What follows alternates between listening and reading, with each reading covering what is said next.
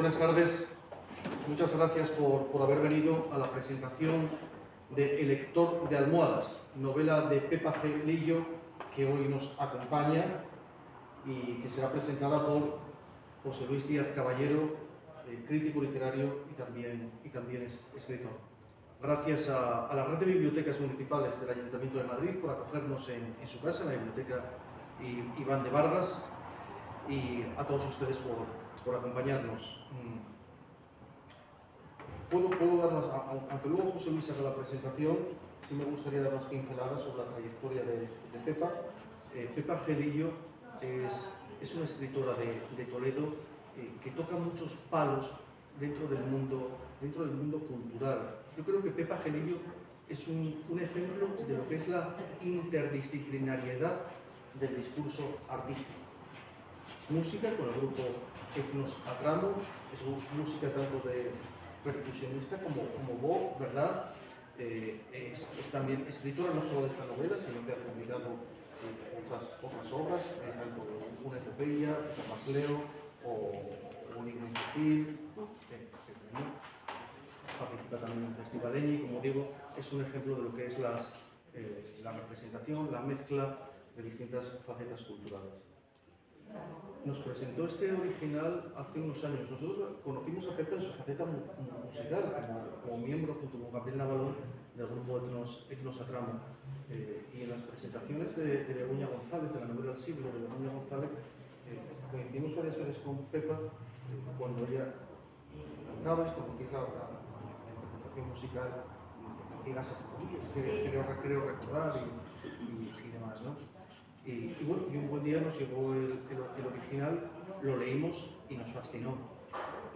Nos fascinó, literalmente. Es decir, para que se hagan una idea, a nosotros nos llegan unos 400, 500 ejemplares al año, no sé la cifra, y publicamos unos 6, siempre narrativo. Es decir, que lo normal, por estadística, lo normal, antes de leer nada, lo esperado es un no, porque claro, el porcentaje es muy bajo. El de Pepa nos impresiona. Es decir, yo lo estaba leyendo y no sabía, es decir, hasta dónde puede esta mujer retorcer esto más. Es decir, hasta dónde puede decir, hasta dónde va a llegar, es decir, por lo inesperado, por lo sorprendente, por los cambios de registro, por los cambios de giro, de todo esto fascinado, devorando el original, ¿no? Así que, Pepa, muchísimas gracias por confiarnos tu novela, por confiarnos este texto a esta casa, que se siente muy orgullosa de tenerte en su catálogo. Quiero agradecer también en la confección de esta obra a Gabriel Navalón, que se ha encargado de la imagen que ven en la portada. No es una imagen creada por inteligencia artificial, sino que es una imagen creada por el ingenio, la creatividad y el talento de un diseñador como Gabriel Navalón, que hoy nos acompaña. Y también a Monchi Álvarez Becerril, que es nuestro diseñador, es nuestro maquetador, que es el que logra que todo esté donde tiene que estar y solo donde tiene que estar. José Luis, muchísimas gracias por venir hoy. José Luis es de la casa, ¿eh? José Luis es un crítico literario, publica en Zenda, en El Comercio, en otros medios, pero también ha publicado con nosotros una formidable novela que se llama 100 cruces arrastradas, y estamos ahora ya preparando otra, no diremos el título, pero sí les anunciamos que el 23 de mayo en la Biblioteca Eugenio Trías la presentará. Su segunda novela con nosotros, 2 años después de la primera, y que está ahora hoy en proceso de maquetación y que va a dar que hablar. Muchas gracias, José Luis, por acompañarnos. Y nada más, gracias por supuesto, como siempre, el apoyo técnico de la librería Odisea. Estoy aquí representado por Alberto Ferrada. Muchísimas gracias, y no la pierdan de vista esta librería. Es una librería que apenas tiene 2 años de existencia, yo creo que todavía no se han cumplido, que debe quedar un mes o algo así, y ya se ha hecho un hueco importante, un hueco reconocido en la red de librerías y en el mundo cultural de la ciudad, que está en el Paseo de la Esperanza 59, en Arganzuela. No la pierdan de vista, muy interesante. José Luis, cuando tú quieras. Gracias. Empezamos. Muchas gracias, Cristian, por tus palabras. Muchas gracias a todos vosotros, a Alberto, al espacio que sea, a la Biblioteca de Vargas y a ti, Pepa, La novela te lo decía antes de comenzar, justo aquí entre bambalinas, la novela es extraordinaria, es espectacular y como bien dice la sinopsis, está cargada de altísimo voltaje.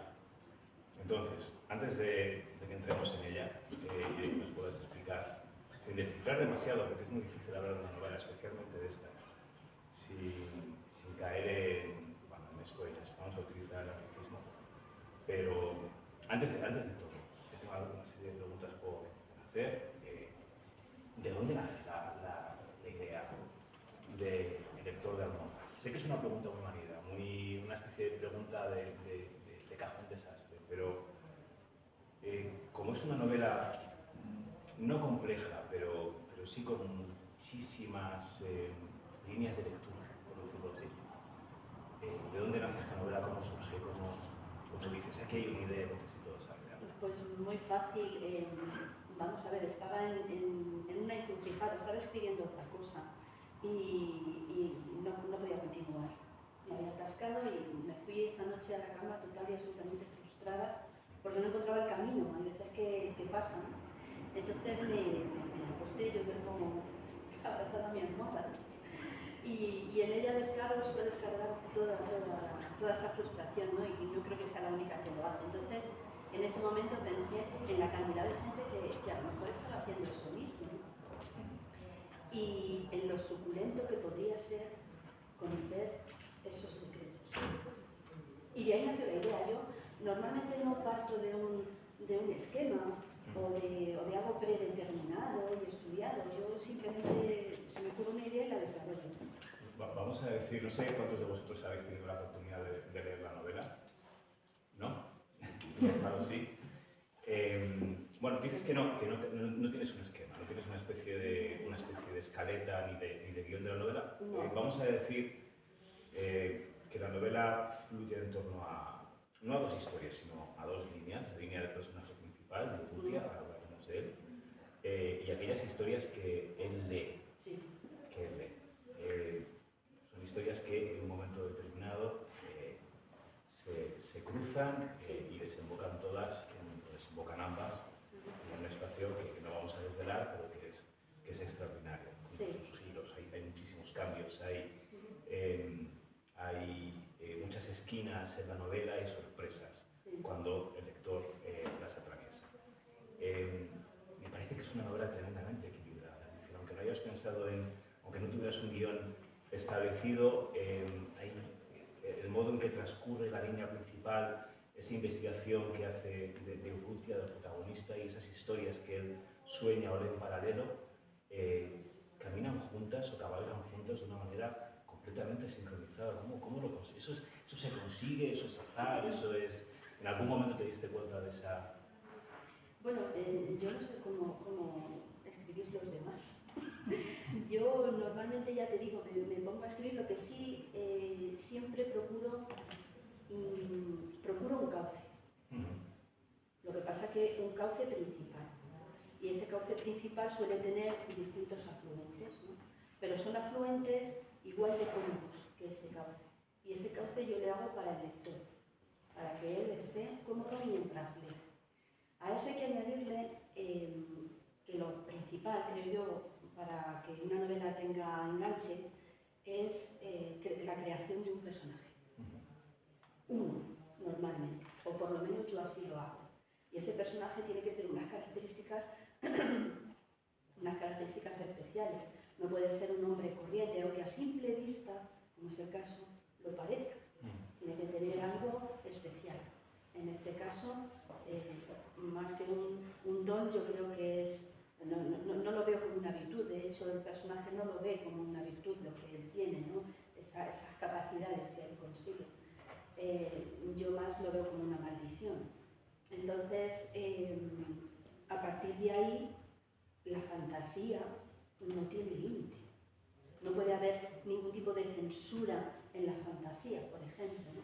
Entonces, si tú has creado ese cauce, tienes ese personaje principal, tienes esta idea a desarrollar, ideas que están basadas en hechos reales, en cosas que han pasado de verdad. los que habéis leído la novela, sabéis que hay cosas, ¿no? que yo cojo de aquí, lo novelo, fantaseo con ello, pero no dejo al lector salirse de esos temas. Eso, lo que consigo, creo yo, con eso, es que no haya divagaciones. O sea, el lector está cómodo metido en ese cauce y en esos pequeños cauces que salen alrededor, pero que luego siempre confluyen en la corriente principal. No sé, a lo mejor estoy siendo muy metafórica, pero es que no quiero desvelar nada, ningún detalle. Claro, es muy difícil ver una novela como esta, en la que hay sorpresas, hay evidentemente sorpresas, hay intriga, pero también hay un cuidado del lenguaje por parte del lector, un disfrute del lenguaje. Es una novela tremendamente musical, especialmente en las partes oníricas, ¿no? En las historias que sueña Gutiérrez, que es excepcional. Eso supongo que sí, pero era premeditado. Hay una especie de cambio, no cambio de tono, ¿no? Pero el lector sabe muy bien leer a Urrutia y sabe muy bien que está adentrándose en esas historias paralelas con una musicalidad, con un contexto y un tono completamente distintos, que son sublimes, por lo menos hay una apreciación del lector. ¿Cómo se consigue ese equilibrio dentro de una novela tan bellamente compleja como esta, vamos a decir así? Bueno, no lo sé, yo creo que la culpa de todo la tiene la imaginación. Por supuesto, cuando él desarrolla esas capacidades que tiene, ¿no? Y viaja, digámoslo así, y conoce unos entornos diferentes, unas épocas diferentes, lógicamente no se hablaba igual que se hablaba en el siglo XVI. Eso lleva un periodo de documentación, ¿no? Para saber lo que uno escribe, tienes que documentar un poco. Pero creo que me jacto, por decirlo de alguna manera, de escribir con toda libertad. O sea, no hay, como dices tú, es premeditado, te diría casi que no. Es verdad que, a ver, no es una novela que la puedas escribir en un fin de semana, que necesitas, bueno, pues sí, hay muchas veces que tienes que volver, tienes que pensarte un poco mejor a ver este personaje, cómo lo desarrollo, como tal, ¿no? Y en cuanto a las historias, como todas, tienen un núcleo común, que no voy a desvelar, si puedo. Tienen ese núcleo común, luego es muy fácil volver a él, y creo que no se pierde uno. Entonces, ¿cómo viajas desde el siglo XVI a los antiguos arrabales de Toledo, al Madrid actual, a Santander en los años 80? ¿Cómo? Bueno, porque todo tiene su porqué. Y además es que mientras yo escribía, creo que me pasó un poco lo que os pasa a los que lo habéis leído, que casi que me llevaba solo a eso, ¿no?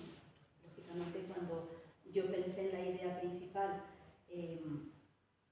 que creo que se puede desvelar porque no es un personaje importante en la novela como es el robo de niños en España, ¿no? Durante varias décadas, ¿no? Una vez que tienes eso, desde ahí puedes imaginar, fantasear, volver, retroceder mucho más, ¿no? Para tener algo, bueno, pues como esto. Yo creo que no se puede decir en podcast. No, eso sobre todo. Arturo Pérez Reverte decía, lo que ven mis personajes lo he visto yo antes, de alguna manera, ¿no? Sobre todo los escenarios. A él siempre dice que el proceso de documentación es un proceso fundamentalmente de observación. En tu caso sucede lo mismo, porque incluso en aquellos pasajes de la historia a los que nos remontamos a épocas pretéritas, hay un disfrute del detalle y el lector participa en ese disfrute del detalle, que es extraordinario. ¿Cómo has llevado a cabo ese proceso de documentación? Muy fácil, porque soy toledana por los cuatro costados. No lo había notado yo, no, en absoluto. Llevo Toledo en la sangre, dicen toledano viejo, igual que cristiano viejo, dicen toledano viejo o toledana vieja en este caso. Yo paso diariamente por muchos enclaves que se describen ahí, ¿no? Es verdad que en algunos he cambiado alguna cosa, pero poco. Me refiero en cuanto a estética. Se habla de una ermita que está encalada de blanco. Bueno, ya eso era cuando yo era niña. ahora ya no está encalada de blanco, pero sigue siendo la misma ermita. Hay ciertas donde yo me he criado. O sea, se habla, por ejemplo, del Puente de San Martín, que es mi barrio, es donde yo he nacido, donde yo he crecido, donde yo he jugado, donde yo he cazado ranas, donde, en fin, lo que hacías en los años 70, 80, ¿no? Entonces me ha sido muy fácil. Se habla del Nuncio, se habla de la posada de la Hermandad, donde estuvo situada la Santa Inquisición en aquella época. Entonces, pues eso dice, que tampoco se tiene muy claro, ¿no?, que fuera el enclave. Pero sí, claro, yo me he criado en esa. Luego está también Madrid. Madrid es una ciudad, yo siempre lo digo, vengo mucho porque venimos a hacer actuaciones aquí, no tanto en Madrid a lo mejor centro, pero sí por los alrededores. Y es una ciudad a la que odio y amo al mismo tiempo y con la misma intensidad, ¿no? Me atrae y me repele con la misma intensidad. O sea que... Está cierto que estamos en un espacio promovido por el Ayuntamiento de Madrid, ¿no? Como lo que sí, pero bueno, nos tienen que invitar otra vez. Sí, pero a mí me gusta expresar, no soy partidaria de edulcorar, ¿no?, las cosas que siento, y Madrid tiene ese atractivo, ¿no? Y al mismo tiempo dices, oye, qué ganas tengo de volver a Toledo. Entonces, son ciudades que son importantes para mí y por eso tenían que aparecer las dos. En el caso de Santander y en el caso de Granada, Granada la elegí por la época en la que sale reflejada en el libro. No sé si hay algo más multitudinario que Granada en Semana Santa, probablemente Sevilla, Córdoba, pero bueno, Granada lo conozco, he tenido la ocasión de tocar allí con la Alhambra al fondo y es una ciudad preciosa y quería que apareciera. Y Santander la elegí porque tenía que elegir una ciudad con el Cantábrico de fondo. Hay una, cuando antes hablábamos de los detalles, sobre todo en esos pasajes, o voy a decir pasajes porque no son capítulos, en algún caso sí, en la parte lírica conforma capítulos completos, pero hay un uso de la novela, no de la novela histórica como género, sino de algunos elementos de la novela histórica, sobre todo las épocas más antiguas. ¿Hasta qué punto antes mencionabas tu necesidad o la necesidad del escritor, que yo comparto al 100%, de ser libres en el proceso de escritura, en el proceso de creación? ¿En qué medida el rigor histórico, si es que lo hay, imagino que sí, ¿no?, pero en qué medida te has permitido jugar con el rigor histórico para acoplarlo a una novela con una historia tan potente como esta? Cero. O sea, yo tengo muchísimo respeto a la novela histórica. Sí. Esto no lo es. Hombre, es cierto que para lo poco que aparece, sí me he documentado. Pero quiero decir que yo no he jugado en ningún caso y digo, bueno, como es fantasía, pues da igual, lo pongo porque quiero. No. Lo que aparece, se habla del Pozo Amargo, que es una zona muy conocida en Toledo, incluso una leyenda entre un judío o una judía y un cristiano, etcétera, que el pozo se llama Pozo Amargo porque no les permitieron tener una relación amorosa y uno de ellos, no se sabe si ella o él lloró en ese pozo, etcétera. O sea, eso existe y existía en 1504, que es cuando también existía el nuncio, existía la posada de la hermandad, etcétera. El puente de San Martín, por supuesto. Entonces, eso es todo lo que yo me permito jugar en eso. Luego, a partir de ahí, pues también existe el Cerro del Bú, existía entonces, lógicamente, la cartela de intervención arqueológica, todo eso es algo nuevo, ¿no? Todo eso es nuevo. Pero yo, con el tema de la novela histórica no juego, porque allí yo no es mi campo. Si me permites. Sí, por favor. Te estoy dando la espalda. No te preocupes. Voy a comentar algo que siempre comento en las presentaciones, porque los autores y los presentadores suelen ir a aspectos y olvidan algo que al público le interesa saber. ¿De qué va la novela? ¿De qué va? No hemos hablado de esto. ¿De qué va esta novela? Pero es verdad, Cristian, disculpa. Sin entrar en adelantos argumentos ni en destripar argumentos, ¿no? Es tremendo porque muchas veces cuando yo, al leer la sinopsis, antes de empezar la lectura, la sinopsis dice mucho y no dice nada de forma muy concienzuda y muy premeditada. Intencionada, porque intervienen en la novela. Evidentemente tenemos un personaje principal, que es Urrutia, pero hay otros personajes que no podemos desvelar, porque si lo hacemos estamos ofreciendo a los lectores demasiado antes de que la lean. Pero uno lo hace con muchísimo placer. Es decir, el hecho de tener una idea muy vaga, en el buen sentido, de una historia y encontrarte con el lector de almohadas, bueno, ahora contarás de cuál es el argumento, ¿no? Pero permitir que el lector recorra un camino abriendo puertas y encontrándose escenarios tan variopintos, tan distintos, y vuelvo a decir, y lo sabréis cuando leéis la novela, tan cargados de voltaje en algunos casos, es una delicia. Es una delicia, porque la novela, más allá del lenguaje, de la musicalidad, de sus diálogos, que ahora te preguntaré por ellos, tiene esas sorpresas que hace que el lector no pierda nunca, primero que la historia no pierda tensión, pero que el lector no pierda nunca el interés. Y es, en fin, es algo admirable. Dicho esto, que es una parrafada que suelto yo, efectivamente, como dice Cristian, cuéntanos de qué va la novela. Un poco de agua, por Sí. favor. Pues ahí me voy a devolver un poco a una cosa que dijo Cristian. Perdona. Nada, tranquilo. Gracias. Dijo él en su momento, cuando yo le mandé el manuscrito, me dijo, es que el título me encanta porque combinamos una palabra latina con una palabra que viene del árabe, ¿no? Eso para empezar. Lo segundo, si tú le preguntas a alguien de qué va el lector de almohadas, ¿de qué puede ir? Pues de una persona que lea almohadas. ¿Y cómo es eso? Bueno, pues ahí es donde entra la fantasía.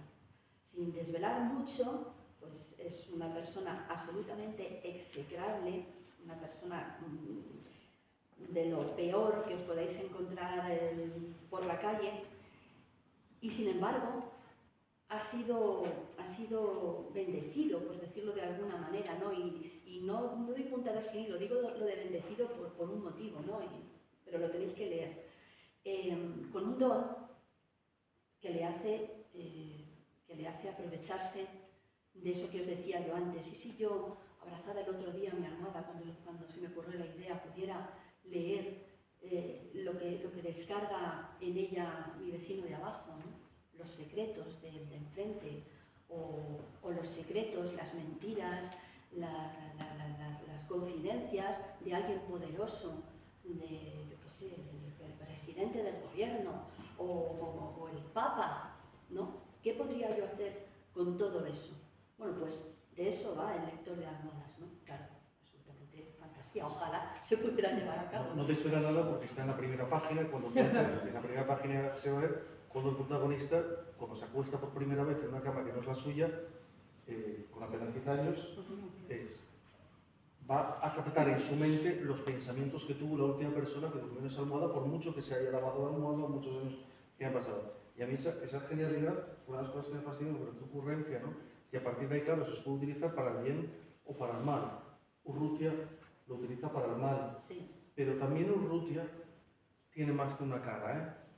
Sí, eso es otra de las cosas que hablábamos. Es decir, no hay ningún personaje, perdona, Sí. no hay ningún personaje plano, no hay ningún personaje. Los personajes tienen vida y con el giro que van dando los personajes, lo va dando el lector también, ¿no? Es decir, va removiendo al lector según se van moviendo los personajes, ¿no? No hay ningún personaje plano, que es lo que más, unas cosas que más nos interesan. El personaje de Urrutia, como os digo, la base es su carácter, ¿no? No tiene ningún escrúpulo.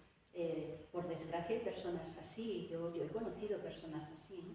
Que van a lo suyo, ya está. Y no les importa nada de lo que pasa a su alrededor. No sé si es una psicopatía, ni me importa. El caso es que yo necesitaba un personaje específico. Pero luego, ese personaje, me acuerdo que un día me preguntabas, pero Urrutia va a ser capaz de esto. Me acuerdo en una cosa concreta, pero ¿tú crees que Urrutia tiene, no sé, una sensibilidad como para... apreciar? Sí, de alguna manera. Sí, porque un asesino, ¿qué te voy a decir yo? Un asesino en serie de ancianas, por decirlo de alguna manera, a lo mejor es incapaz de matar a un perrete, ¿no? Y sin embargo sí es capaz. Entonces, todos tenemos un lado oscuro, todos. Todos tenemos un lado oscuro. Que no nos lean la almohada. Que no nos roben la almohada, ¿no? Que no nos lean. Que no nos lean, pues eso es importante entonces, que no dejar que te roben la almohada ni dormir en hoteles. Claro. ¿Qué es lo que hace él? O robar las almohadas de los hoteles para que luego no venga. Llevarse a la suya propia. Claro. A lo largo del desarrollo del personaje se verán estos claroscuros, como dices, Juan, qué personaje tan repelente, ¿no? tan mala persona. Y luego, a 2 páginas más allá, dices, pues mira, pues parece que tiene por lo menos un lado gris, ya no sino blanco, un lado gris, ¿no? Entonces, por eso se me ocurrió el lector de almohadas y por eso creo que con lo que explico de qué va el lector de almohadas, pues va de una persona que tiene esa capacidad. Lamentablemente no se lo han dado a un, no sé, un misionero que se está dejando la vida en el África subsahariana, ¿no? Lo tiene un madrileño que lo utiliza para cosas que no puedo desvelar. Ya lo tendréis vosotros que ir poco a poco desvelando, ¿no? Pero fijaos, sí, yo no sé si puedo leer al final el no. capítulo, el primer párrafo del primer capítulo, porque cuando decías antes que Urti es un personaje execrable, yo iba a decir, A que te cae bien. a mí me cae muy bien, ¿Ves? quizá porque yo Pero soy un bueno, tipo... José Luis, eso Me acabo no de dice, confesar. te estás desvelando, no dice Estoy mucho, por desvelando, favor. estoy... No, eso ya lo sabíamos. Me estoy destapando. Pero fijaos, la primera, Pepa decía, y lo decía Cristian también, los personajes son grises, afortunadamente, es decir, están llenos de matices, no son personajes binarios. Creo que las novelas con personajes situados en cualquiera de los 2 polos, al final se convierten en obstáculos dentro de la historia. Y ya en el primer párrafo, no se despega, pero hay un pequeño detalle que te permite ver que en Urrutia hay un cierto grado de humanidad, o hay un pequeño punto de luz que le va a acompañar a lo largo de la historia. Dice, la primera vez que dormí en una cama que no era la mía tenía 10 años. Fue en el verano de 1996, en un hotel de la costa, durante las últimas vacaciones que pasé con mis padres adoptivos. La sorpresa de descubrir que tenía un don único me conmocionó, y a ellos más, según se vio. A día de hoy, no me arriesgo y me llevo mi propia almohada cuando necesito. No se arriesga, él sabe todo lo malo que puede conllevar ejecutar ese don prácticamente sin límites. Y él dice, no me arriesgo por si acaso, no me arriesgo por si alguien también lo tiene, no me arriesgo por si estoy leyendo demasiado. Y porque necesita descansar, necesita dormir. Yo para mí algo muy importante en mi vida es dormir. Y si puede ser 12 horas de seguido, mejor. Entonces, yo creo que él lo que hace es un ejercicio de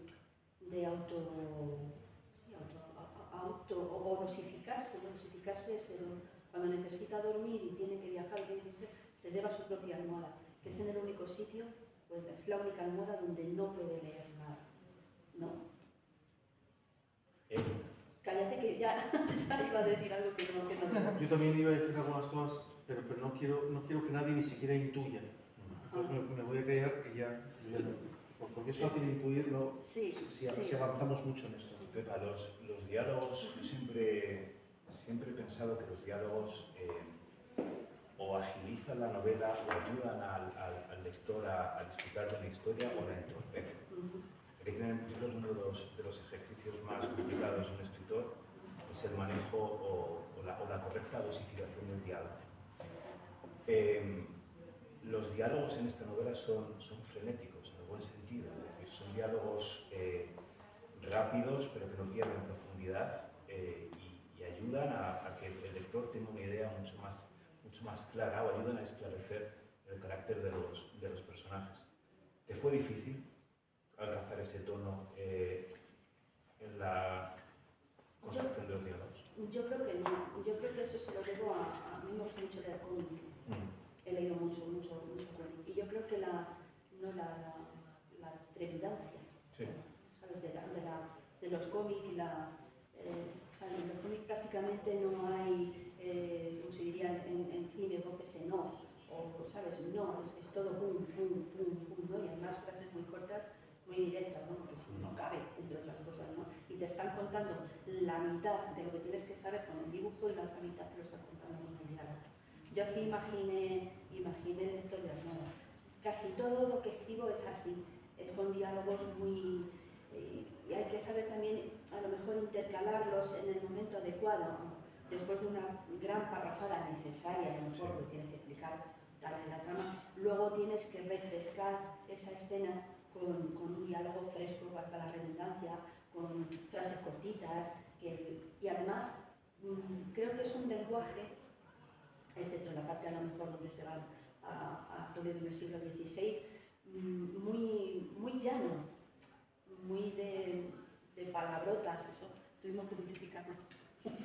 Bueno, Tuvimos que... no mucho, todo hay que decir así. Pero en cualquier caso, aprovecho para decir eso, que están bien traídas. Es decir, una de las cosas que a mí también me llamó en el uso del español en la novela es el acertado cambio de registro. Sí. Es decir, se utilizan cuando corresponde, como decía yo, solo cuando lo exige el guión, ¿no? Es decir, no son gratuitas. El uso de palabrotas o de algunas escenas un poco subidas o muy subidas de tono, algunas, no toda la novela ni mucho menos, corresponde con la trama. Es decir, viene traída por toda la trama desde el principio hasta el final, ¿no? Yo creo que es uno de los grandes aciertos de la novela. Los cambios de registro no, podría decir de una manera un poco poesa, no sobresaltan al lector, no rechinan, ni muchísimo menos. Es decir, el lector sabe perfectamente, acepta en ese juego, en esas reglas de la ficción que entabla el autor con el lector, cuando el lector atraviesa párrafos o pasajes más líricos, que son muy bellos, el lector sabe que eso es lo que toca.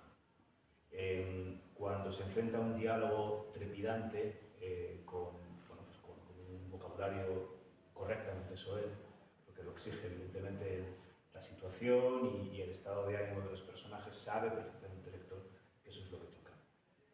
Cuando abrimos, como decíamos antes, esa puerta de la habitación y entramos en un espacio de intimidad de los personajes, y ahora voy a las escenas de alto voltaje, sabe el lector que toca eso.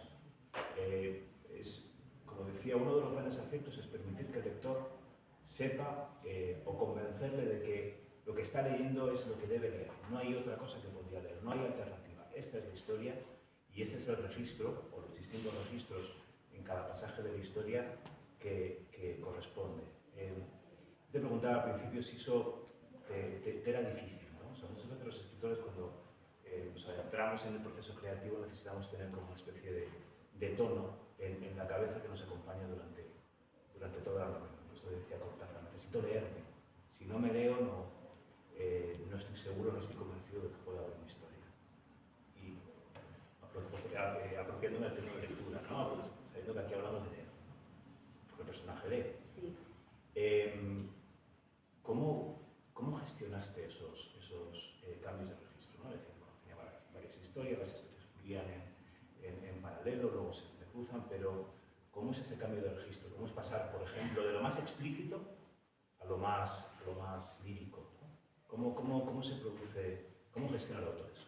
Pues igual que pasaba de pensar como una mujer, que es lo que soy, a pensar como un hombre. Y no solo con el personaje principal, sino luego con otros personajes mucho más, por decirlo suavemente, rudos. ¿Cómo se pasa de una cosa a otra? Yo creo que teniendo mucha seguridad en lo que quiero contar. Yo tenía un objetivo, ¿no? Que era llevar una obra de ficción, y eso en una entrevista o en un blog que me hicieron hace unos días, lo pongo. Para escribir una obra de ficción hay que creerse lo que uno está escribiendo. O sea, tienes que escribir como si fuera verdad. Y entonces, aunque sea una absoluta fantasía, ¿no? Pero si yo te estoy contando que es que acabo de ver un unicornio volando, porque es que a lo mejor te lo acabas creyendo, pues así es como yo escribí esta novela. Si pasaba del siglo XVI a esos pasajes, incluso ese lenguaje mucho más... a mí me gusta mucho Torres Ballester, por ejemplo, cómo escribía, cómo se expresaba, ¿no? En ese castellano precioso, en ese castellano antiguo tan rico que tenemos. pues es simplemente haciéndolo así, digamos, cambiar ese chip. Igual que paso de cantar una canción en árabe, andalusí o del Magreb, a cantar una canción tradicional vasca, por ejemplo, ¿no? ¿Cómo lo haces? Pues yo qué sé, poniendo todo el sentimiento y teniendo muy claro lo que quieres transmitir, lo que quieres contar. Yo quiero que esa canción del Magreb le llegue a ella igual que le llega a esa canción en vasco, ¿no? Entonces tienes que darlo todo y ponerlo todo. Y teniendo ese objetivo claro y teniendo claro que tienes que contarlo como si te hubiera pasado y algunas cosas han pasado, ¿no? Son reales, pero otras no, claro, el 90% no. Yo creo que consigues pasar de una trama a otra sin ningún problema. Hombre, tienes que tener recursos, lógicamente, tienes que haber leído mucho. Yo he leído mucho. Yo he empezado a escribir hace, no sé, 4 años, 5. ¿Qué lees por niño? ¿Qué ha leído para escribir el lector de almohadas? He leído mucho a Ana María Matute. Olvidado Reudú, se menciona, es una de las citas de la novela. Me gusta mucho. No soy de un escritor o de una escritora. Yo no soy, yo me leo todo de fulano, de mengana. No. Yo leo me gusta y además cuando empiezo un libro y no me gusta, le cierro y cojo otro. No me le acabo. Hay mucha gente que es incapaz de hacer eso y se acaba el libro y ya está. Pero yo no, yo cojo luego el otro. He leído mucha poesía también, por mi otra profesión. Mañana, por ejemplo, tenemos un recital de poesía en Toledo. Entonces, pues, poesía clásica, lo que de Vega, etc. Y también contemporánea, Gloria Fuertes, en fin. Entonces he leído mucho autor también extranjero. Me encanta la fantasía. Soy una fan friki de Juego de Tronos. Bueno, ya somos dos, que levante la mano que no lo es. Pues por ejemplo, en Juego de Tronos hay personajes que dices, joder, pues son también personajes grises. Es un personaje absolutamente despreciable, ¿no? Pero luego también tiene su corazoncito, ¿no?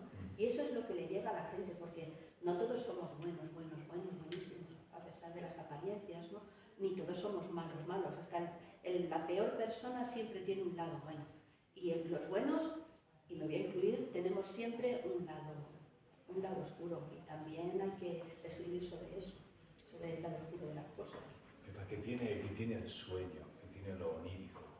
Que está tan lleno de turbiedad y de pasión. Porque en la novela hay una especie de fluido muy oscuro en ciertas escenas que suceden de noche, evidentemente durante el sueño. Yo creo que el sueño aquí funciona como un elemento de acción dramática, pero al mismo tiempo es una metáfora, ¿no? Claro. ¿Qué hay? ¿Por qué lo onírico es tan seductor y tiene tanto poder? Pues de hecho, ahí entras en una paradoja, porque en realidad él no duerme. Sí, es verdad. No es el sueño lo que a él le preocupa. Cuando él quiere dormir, no se acuesta en el hotel con la almohada del que ha estado, sino que se lleva su propia almohada. Él no está durmiendo en realidad. Él está como esas hormigas que tienen una misión en la vida y es hacer como sea y a costa de lo que sea ese túnel, ¿no? Él tiene esa misión en la vida, pero no está dormido. Esa es también la paradoja de la novela, ¿no? Él es muy consciente de lo que está haciendo, de lo que está leyendo y además, según va leyendo, está pensando cómo lo va a utilizar en su propio beneficio. Si luego se le tuerce la cosa, si luego no puede porque tal, si luego pasa esto y resulta que eso ya no depende de él. Pero su objetivo en la vida es acaparar todo lo que pueda, robar todo lo que pueda de las intimidades de los demás, porque eso le produce placer. A cada uno le produce placer una cosa. A mí me produce placer dormir, como he dicho antes, a pierna suelta, no quiero tener ningún problema. Me produce placer comerme un helado de chocolate, tal. Y a esta persona le produce placer la curiosidad, que es algo que yo me había preparado, pero creo que ya hemos hablado de ello, ¿no? Esa curiosidad innata que tenemos todos, ¿no? Y la lleva a un punto absolutamente fuera de control. Y es capaz de cualquier cosa por hacerse con la almohada de ese, o la de ese sí puede sacarle un rédito a esa lectura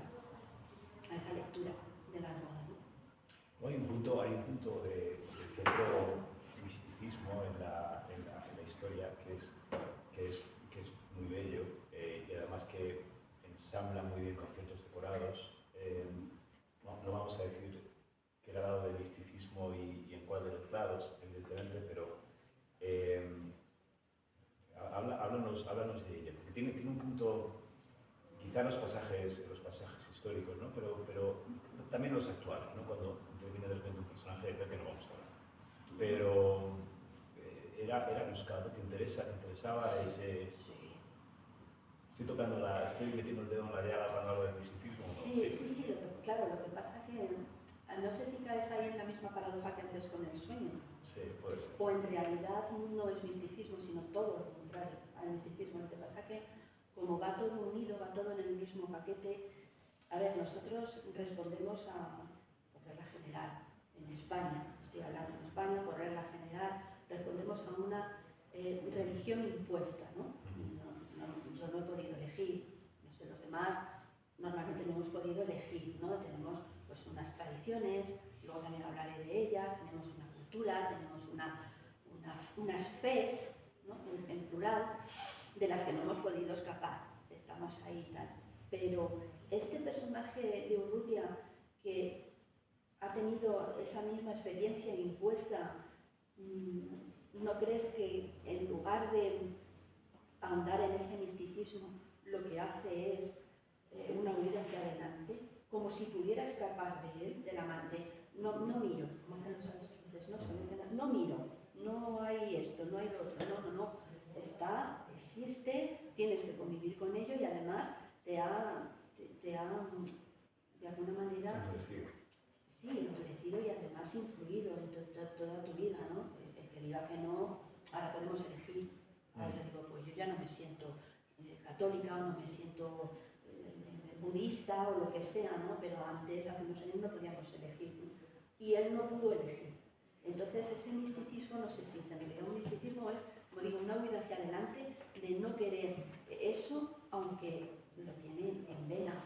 De hecho, no voy a contar el final, pero sus pretensiones tienen mucho que ver con este amor-odio, ¿no? que siente, o así lo he querido yo plasmar. Es muy interesante el modo en que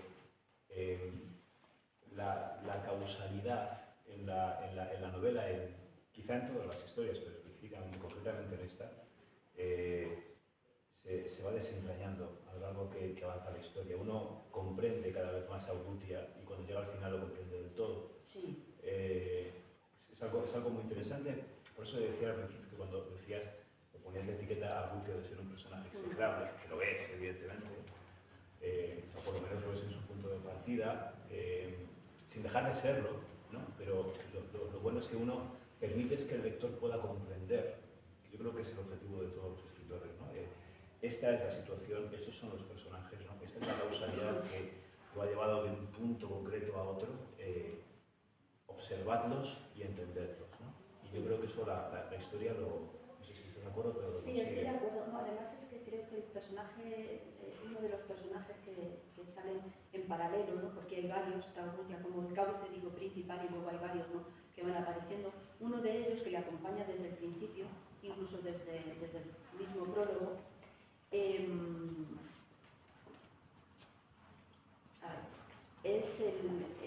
el único que le ayuda, digamos así, ¿no? Cuando a lo mejor no se espera esto de ese personaje, ¿no? No sé, es un poco, ya también lo dejo a la imaginación del que lo lea por eso me gusta, a gente después de la presentación de Toledo nos pasó, después de la presentación vino gente que ya lo había leído el libro y me dijo, es que me surgen una serie de dudas que yo no tenía y que ahora tengo y que además necesito una segunda parte para que me expliques, porque aquí hay algo que me deja a la pata coja, ¿no? Aquí. Entonces, bueno, eso yo ya lo dejo que cada uno lo interprete como quiera. Bueno, yo voy a decir, no sé si esto es un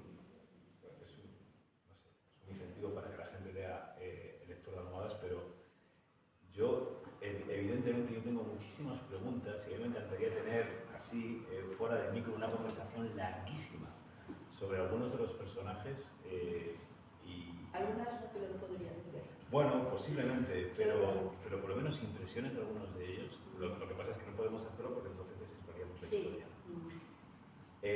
Vamos a algo que, en fin, a mí me ha resultado muy interesante, que son las escenas más explícitas de sexo. Yo lo comentaba con Cristian esta tarde, cuando hablábamos de la novela. A mí me han gustado mucho, no ya porque sean escenas de sexo y que sean, lo voy a decir, explícitas, sino porque, al igual que todo lo demás, es decir, al igual que el lenguaje, al igual que los cambios de registro, al igual que las partes más sanguinolientas, vamos a decirlo así, las escenas se dan cuando deben darse y en la forma en que deben darse. Es decir, no por esto es una novela ni erótica, ni romántica, no. Es decir, el uso de lo explícito, y aquí en este caso llevado al terreno sexual, en muchísimas novelas, sirve como anclaje o es un pilar, es un elemento que utiliza el autor para llevar al lector a otro punto que a lo mejor ni siquiera tiene nada que ver con la escena sexual. ¿Cómo abordaste estas escenas? Y la pregunta más interesante, a la que Cristiano nos escucha, ¿hasta qué grado, cuánto hubo de censura en la corrección de esas escenas?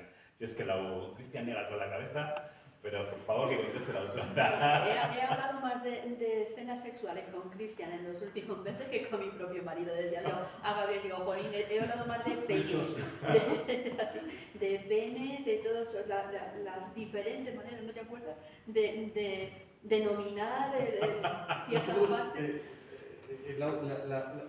Esta casa no censura la calidad literaria. Lo que sí hace es sugerir el léxico adecuado en cada contexto para evitar repeticiones o para evitar palabras que no se correspondan. Pero esta casa no. Se me ha entendido con lo de censura, no una broma. No censura. Pero como, bueno, bien, no censura, pero reinvierto la pregunta, ¿no? Sé que me vas a contestar que no, pero cuando se escriben escenas de este tipo, que evidentemente cuadran con la historia, ¿hay cierta autocensura por parte del autor? Ninguna. No, o sea, a ver, hay muchas maneras de decir lo mismo. Sí. Hay palabras, como somos todos adultos, en la presentación de Toledo no pude decirlo porque había niños, pero hay palabras absolutamente fuertes pero todos utilizamos. Yo no voy a poner hacer el amor, porque es que no están haciendo el amor en esa escena. Sí. Entonces, si hay que poner follar, se pone follar. Y eso sí, a lo mejor Cristian me decía, aquí has puesto 2 veces la palabra pene, vamos a cambiarla por... Y ahí era esa lucha, ¿no? Porque quedara perfectamente descrito sin repeticiones y tal. Esas escenas, ese capítulo 11, el famoso capítulo 11, yo todas las historias que Urrutia lee en las almohadas las he hecho de tirón. Son capítulos enteros. La del Toledo en el siglo XVI, el famoso capítulo 11 y luego la otra escena de la otra almohada que lee. Son capítulos completos y era así porque tenía que ser así, porque era la forma como yo lo había concebido. El famoso capítulo 11 está escrito aparte. Está escrito aparte, quiero decir, no sé qué, a ver cómo lo explico, no es que lo haya escrito aparte, es que me he tenido que de alguna manera olvidar de todo lo demás para poderlo escribir de esa manera tan explícita, porque yo no soy una escritora que me dedique a la novela erótica ni nada de eso, ¿no? Lo que pasa es que creo que el acierto de esos pasajes está en que se mezcla tensión, Sí.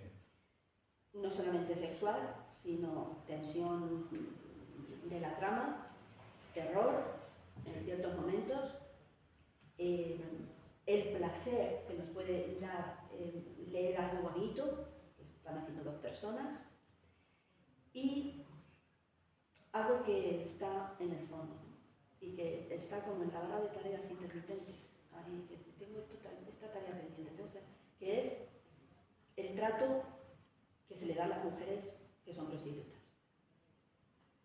Eso, para mí, a mí me parece una ignominia, ¿no? En este siglo XXI, en el siglo XVI, pero hoy en día, entonces, de alguna manera yo quería que ese papel de la mujer tuviera la importancia, y de hecho todo el mundo habla del famoso capítulo 11. Me acuerdo mucho de ti porque me decías el capítulo 11, Pepa, oye, porque el capítulo 11, y ahora todo el mundo que me escribe me dice, oye, el capítulo 11, por Dios, ese capítulo es brutal, ¿no? Y es porque se combinan todas esas cosas, ¿no? Es una especie de pequeña bomba dentro de la novela. Sí es verdad que he tenido que escribirlo de una manera, como dices tú, un poco aparte, ¿no? Pero no me he censurado nada. Lo que sí quería es que fuera bonito. Entonces, para conseguir ese grado de ¿Me equilibrio. permites? Sí. Solo una cosa,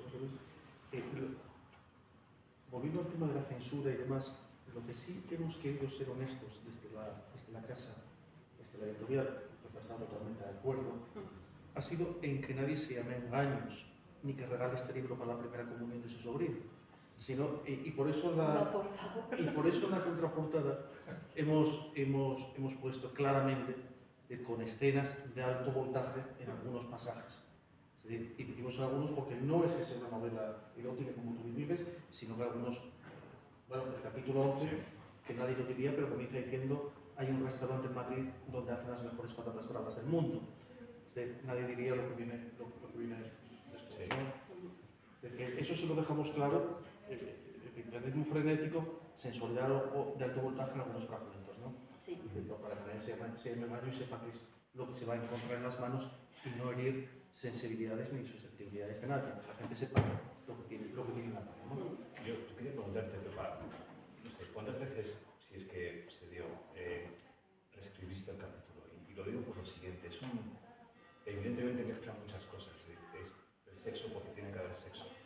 Hay una tensión psicológica tremenda, hay una tensión narrativa tremenda, hay una parte de terror que engarza perfectamente bien con esa tensión psicológica y hay un mensaje latente, ¿no? ¿Cómo se consigue, yo te quiero felicitar por ello, ese equilibrio entre, ¿no?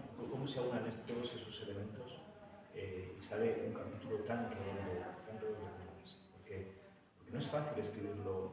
Digamos que cuando, y a mí me sucede como autor, ¿no? En ocasiones cuando uno tiene una idea, vamos a decir, un poco, tiene una idea de un capítulo, pues, el capítulo fundamentalmente habla de esto, ¿no? Y luego pues introduce otros elementos, pero esa idea principal o esa idea superior en ocasiones nos arrastra y nos conduce a escribir un capítulo que a lo mejor se podría haber escrito de una manera mucho más equilibrada. Sin embargo, el capítulo 11, al igual que el resto de la novela, porque si hablábamos de que la novela tiene distintos registros y cambias y los usas magistralmente, el capítulo 11 es una condensación de ese uso y de esa fluctuación en el empleo de registros distintos, ¿no? Lo has reescrito más de una vez, salió de un tirón, que lo has escrito aparte, es verdad, pero una vez decides, abordo el capítulo 11. ¿Cómo sale eso? Vamos a ver. Para escribir el capítulo 11 yo tuve que documentarme, porque yo no conocía nada de ese mundo, ¿no? Pero me surgió la oportunidad de poder documentar, además con cierto rigor, por personas que sí conocen ese mundo, y es un mundo extraño que hay en los suburbios de esta maravillosa ciudad. Y yo cogí esas ideas y les puse un título, ¿vale? No puedo decir el título porque sale en la novela, le puse un título. Te lo digo luego ahora. Y entonces escribí ese capítulo 11, ¿no? Una vez que le tenía escrito, claro, yo lo escribí con ojo, claro, con vistas a que luego tenía que estar dentro de la novela. Sí que le di varias relecturas, varios repasos. Según le iba escribiendo, yo pensaba, aquí cabe más morbo, o aquí cabe más tensión, aquí cabe más presión, aquí cabe más violencia, porque es un capítulo violento, en realidad, la violencia explícita también, ¿no? Aunque está, es subliminal casi, ¿no? Entonces, luego también soy una persona muy miedosa. Y además es que yo soy muy aprensiva, enseguida me obsesiono. Yo no puedo ver una película de terror sin pasar las camitas 2 o 3 noches. Y él puede decirlo. O que es mi marido. Entonces, he disfrutado escribiendo ese capítulo 11 y al mismo tiempo a veces lo tenía que dejar, ¿no? Porque me metía como tanto en el papel de ellas, como de ella, como en el papel de ellos, porque para escribir eso, pensando como un hombre, hay que echarle valor, ¿sabes? Y no solo como un hombre, sino como una parte de ese hombre. Porque en realidad el personaje afectado por todo lo que pasa en ese capítulo, él se esculpa, ¿no? Y se escuda, ¿no? Se escuda en su masculinidad. Como yo no soy, es mi idiosincrasia como hombre, ¿no? Entonces, sí me costó, quizá lo que más. Por eso hablamos en una ocasión, me decías, José Pepa, si es demasiado largo, vamos a estudiar y tal. No pude, ¿te acuerdas? Lo valoramos. Lo valoramos aquello y fui incapaz de hacerlo en partes porque yo lo había concebido como las otras historietas, por decirlo sin que la palabra historieta sea despectiva, de tirón, y fui incapaz, ¿no? de cortarlo. Entonces, ¿por qué? Porque si lo corto aquí, fastidio toda la tensión de la que vengo hablando. Si empiezo aquí, mal, porque entonces parece que hay que arrancar otra vez esa tensión, ¿no? Cuando tengo al lector ya aquí, ahora de repente no puede ser. Entonces, así fue como lo concebí. Luego lo metí en la novela, a lo mejor tuve que hacer pues, un pequeño ajuste, pero es que, claro. Era la piedra angular, la piedra que faltaba. Sí. Yo les animo a que se lean también los otros capítulos. Sí, que no vayan directamente al 11, ni a, claro, a ver qué pasa en el 11, que tengan la paciencia, que no es especialmente necesaria, porque se demoran de llegar al 11 después de haber leído los 10 anteriores. Exactamente. Llevamos una hora larga hablando. Yo tengo una última pregunta antes de pasar al público, porque si no, me voy a morder la lengua y me voy a morir. Porque has mencionado una palabra, hablando del capítulo 11, pero que yo creo que también se da en otros pasajes, que es la palabra suburbio. Yo te conocí cantando y digamos que tu corriente musical es muy bella, es muy preciosista y al menos a lo mejor estaba influenciado por esos momentos en los que os escuché interpretar vuestra música, pero a mí me acompañó durante ciertos pasajes de la novela. Y llegados a ciertos puntos, automáticamente me vino o sobrevino la palabra suburbio. Esa parte más turbia, ¿no? de tu piedad que conecta con lo onírico, con el secreto, con la confesión del delito, del crimen, del pecado, etc. Yo no sé si durante el proceso de escritura vuestra música os acompañó. No sé si esta es una novela musical, al menos a mí como lector me lo ha parecido. Y si lo ha sido, ¿en qué medida has ahondado, investigado en otros géneros o tipos de música para poder conseguir esa descripción tan perfecta y tan sensorial de lo suburbiano? No sé si me he quedado con la pregunta. No, creo que te entiendo. A ver, de la novela musical, de hecho hay un pasaje, una canción que se repite de manera sistemática a lo largo de toda la novela, por un motivo, en la que yo, para crearla, para escribirla, yo me he inspirado en todo mi trabajo musical. Nosotros llevamos ya, no sé, los años, desde antes, en formaciones diferentes, rescatando este tipo de música tradicional, música antigua.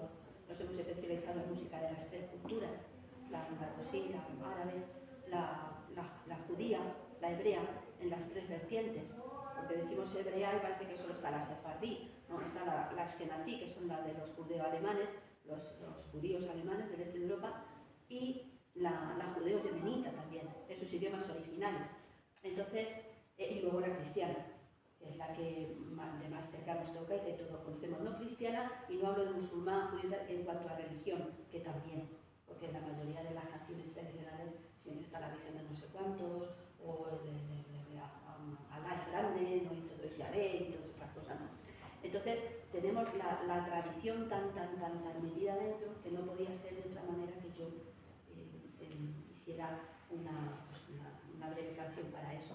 En cuanto a, no sé si tu pregunta va sobre si ha influido en la novela mi vertiente musical o la música en general. Ambas cosas. La música en general siempre, porque nosotros si no estamos, si no estoy escribiendo, estamos en el estudio ensayando, y si no estamos escuchando música o leyendo, aunque yo soy una de esos escritores tan torpes, yo no puedo leer nada mientras estoy escribiendo. Hay gente que puede hacer las dos cosas, yo si estoy escribiendo no puedo leer nada, pero en casa hay muchos libros y hay mucha música, somos grandes consumidores de cine, de todo eso, ¿no? Entonces la música siempre está presente.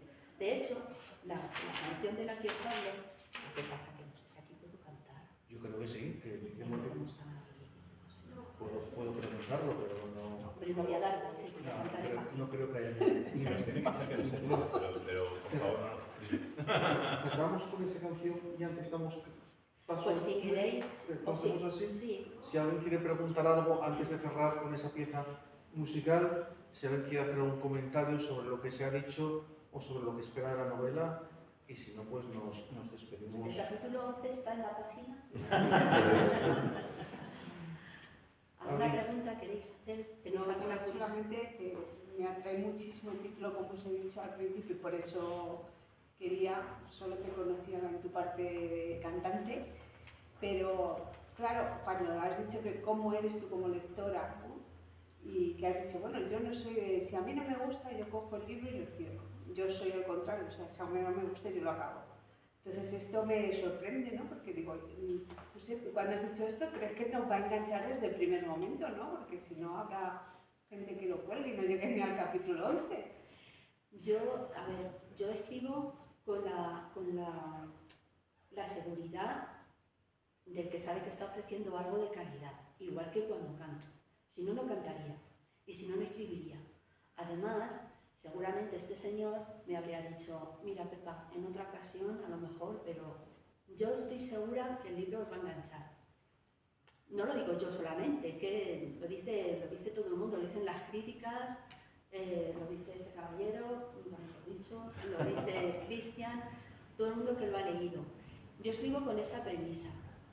Tengo otras cosas escritas, me gusta mucho escribir y tal, pero creo que luego también las sugerencias de la editorial han enriquecido muchísimo la novela. He aprendido muchísimo de esas sugerencias, de esas opiniones, ¿no? Que me gusta tenerlas en cuenta, porque tú te puedes obcecar en una cosa y estar muy segura de esto y de aquello, pero luego viene otra persona y te dice, mira, hay este otro camino, ¿no? Entonces, sí, estoy convencida y, vamos, segura de que no solamente que vais a estar deseando leer más, y cuando lleguéis al final, yo os agradeceré vuestros comentarios si queréis en redes sociales. Sí, por redes sociales. ya te diré algo. Eso es. Muy bien, pues nos despedimos con esta pequeña... Yo quería decir una cosa Adelante. a Cristian. Quería poner en valor su apuesta en cuanto a la mínima parte en la que yo he colaborado con mucho orgullo en esta novela, que es la ilustración de la portada. Quería agradecerle a Cristian el creer en el diseño gráfico por encima de la inteligencia artificial, que tanto puebla hoy en día las portadas de miles de novelas. Cristian apostó por un diseño original y lo trabajamos mucho, acuérdate, y para mí fue muy gratificante la sensibilidad que demostraste durante todo el proceso para poner en valor el trabajo de un diseñador gráfico como era yo en este caso, y no ir por el camino más corto, más de esta sociedad que tenemos hoy en día, que lo quiere todo rápido y fácil. El proceso de creación no fue ni rápido ni fácil, pero fue altamente satisfactorio. Yo creo que precisamente porque no fue ni rápido ni fácil. Así es. En todo caso, nosotros, Velasco Ediciones, somos los agradecidos porque tu diseño ha mejorado sin duda, o ha sido, perdón por el comentario, un envoltorio que nos parece perfecto para la novela de Pepa. Así que, Gabriel Nadalón, nosotros somos los agradecidos por tu diseño. El agradecimiento mutuo. ¿Alguien quiere hacer algún otro comentario? Pues entonces, y antes de pasar a la interpretación musical, nos despedimos ya, no sin antes agradecer de nuevo a la Biblioteca Iván de Vargas, a la Red Municipal de Bibliotecas de Madrid, a la Librería Odisea, a José Luis Díaz Caballero por acompañarnos una vez más y, por supuesto, a todos ustedes, que es por quien cobra sentido cualquier acción editorial. Pepa, te escuchamos. Es muy cortita. La letra me inspiré pues, en cualquier letra de cualquier canción tradicional, como hay miles, Minera, muchas de Castilla y León, Castilla-La Mancha, y tiene su porqué, ¿vale? Bueno, yo la voy a cantar y luego ya vosotros cuando leáis la novela, pues ya me daréis la razón. Consta de varias partes. Digamos que las dos primeras frases, la primera frase y la última, son iguales, ¿no? Y luego la parte del centro, así es mucha canción tradicional, ¿vale? A ver si me deja la alergia. Dice así. Lava la moza al sol sus cabellos. Y ahí viene la parte lenta, ¿no? A la luna y al lucero los secó después, tras las celosías con aguas y aceites, perfumó 2 cintas cortadas al viento.